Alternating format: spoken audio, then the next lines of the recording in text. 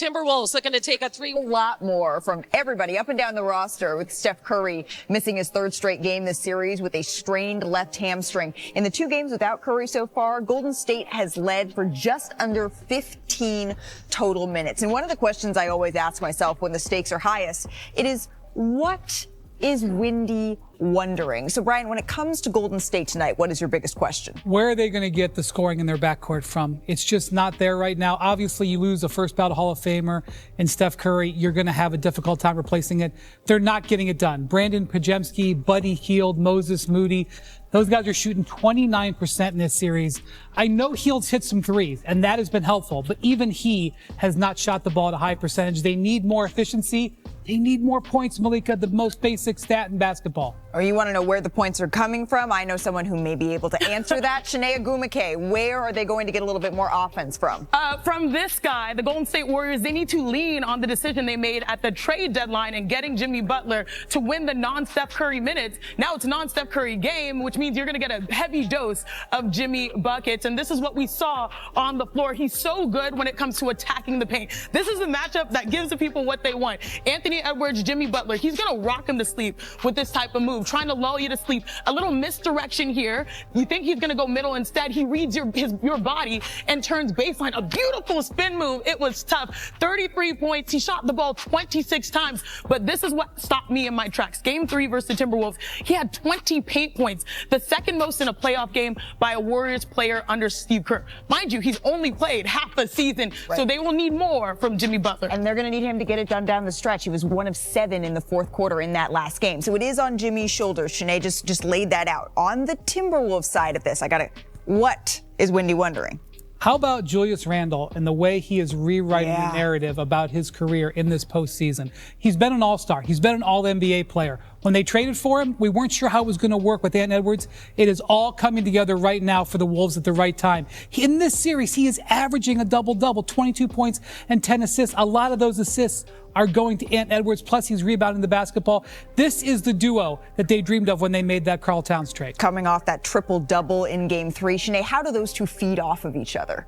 It was a tale of two halves for Anthony Edwards. Now, on the surface, you would think that Anthony Edwards just flipped the script, right? But instead, look at the first half, 8 points to 28. But it's actually a subliminal layer to this. Julius Randle put that engine, or as like Perk likes to say, right? Put the battery in his back. Right. Watch this, because Julius is so great when it comes to, adjusting here on the fly. He's one of the most powerful dribblers here. Normally, prior in New York City, maybe he'd go one-on-one, he'd force a shot. Instead, he has his partner in crime, Ant-Man, who catches Buddy Hield sleeping, a beautiful cut, a nice dime. Wendy, you talked about double-doubles. This man had a triple-double last time out, 24, 10, and 12. And look at the numbers right here. 6 assists straight up to Anthony Edwards, the most by one player to another in a half. So if you're thinking about Ant going off, it's because he has another partner in crime. And you heard it. 1 series lead in Game 4 against the Warriors. Steph Curry ruled out of the game, still with that hamstring strain that he suffered in Game 1 of the series.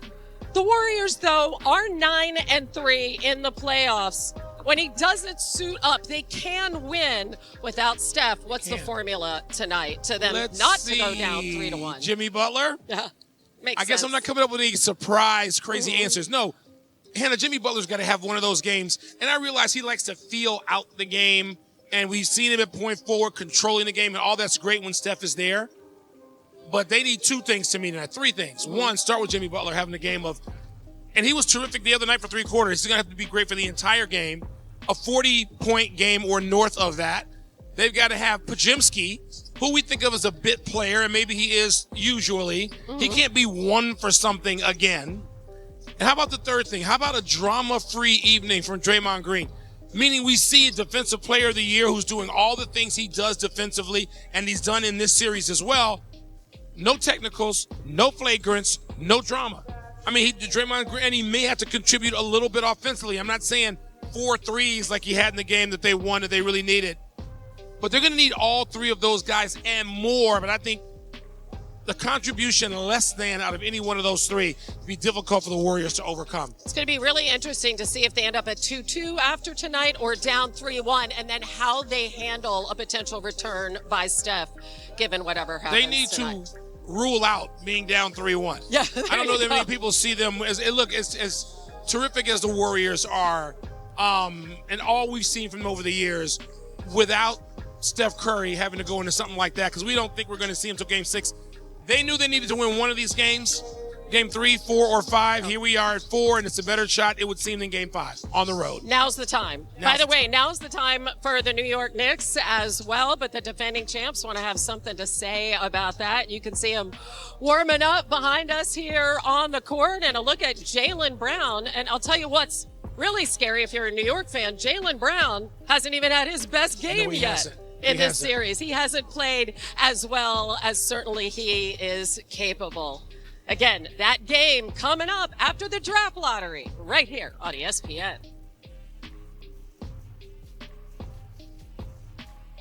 As of right now, Hannah, it's not about Cooper Flagg. That's going to come up later on at the top of the hour. Right now, though, the big story is something that could have a major impact the rest of the summer in the NBA. NBA insider Shams Charania reports that for the first time, Giannis Antetokounmpo is considering whether his future is in Milwaukee or someplace else.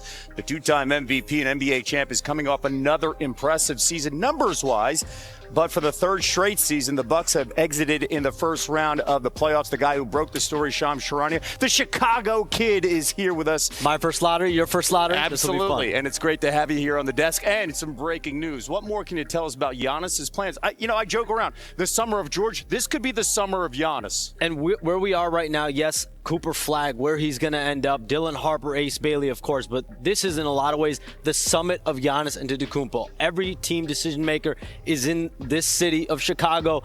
Agents are here. There will be substantive conversations this week and for the next several weeks about what Giannis Antetokounmpo's future is, because I'm told he is actively exploring whether his best fit is staying in Milwaukee or for the first time in his career thinking about leaving and actually considering potentially leaving. And so what happens tonight? Who rises in this draft lottery? Who falls? That will be a big factor in all this. And when all is said and done, where Giannis Antetokounmpo ends up will have a massive impact on this NBA. And to your point, keep an eye on teams like the Spurs that would have potentially 2 lottery picks. We'll find out where those picks are going to be top of the hour on ESPN. And also another storyline here with Giannis. He has technically a 3-year contract, but that third year is a player option. So really it's a 2-year contract still in Milwaukee. Shams with the very latest on Giannis. Let's go to Hannah in New York. Yeah, and I'm here with my good friend, Stephen A. Smith, who was in L.A. for the blowout the other day, so he decided he better come back to New York. Yes, let's talk about this Giannis news. I heard you say earlier you'd love to see him play right here with your beloved New York Knicks. Yes. But what do you think he should be considering as he ponders his future? He should be considering the Knicks. That's where he wants to be, the big stage. It's New York City. It's Gotham City. This is a contender, although not to the level of a Boston as of yet, or an OKC is perceived as being, or what have you. The New York Knicks have some pieces, and the reality is, when you think about Giannis Antetokounmpo at Madison Square Garden, the Mecca, that is something that you can't summarily dismiss. Of course, you have to take into more serious consideration San Antonio because of the assets that they have available to them in terms of picks and the opportunity to pair with Victor Wembanyama. Of course, you have to take into consideration Oklahoma City, which has a bevy of assets, and you could be there with Shai Gilgeous-Alexander. Can't ignore that. But Giannis is a champion. He did it in a small market. He stayed there for 12 years, established himself as one of the greatest players on the planet Earth. Imagine him in Gotham City. We can all dream, and if he says that's what he wants, it's a reality that Giannis can make happen. So let the campaign begin here with the mayor of New York City here, Stephen A. Smith, and certainly the biggest Knicks fan. But let's talk about the immediate future. What's your favorite team? Comment below, and if you like the video, please leave a like. This really helps the channel grow and brings you even more content.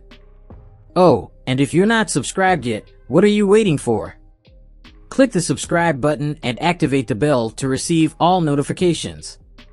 With each game, we noticed that the NBA is getting more competitive every day, and all the teams are looking for reinforcements to win the championship. And only here can you follow your favorite team daily with incredible content from different sources. Here on the channel, there are new videos every day with analysis, curiosities, and the best moments in basketball. That's it for today, folks. Thanks for following along. The NBA doesn't stop, and neither do we. Until the next video. NBA, the passion that connects us.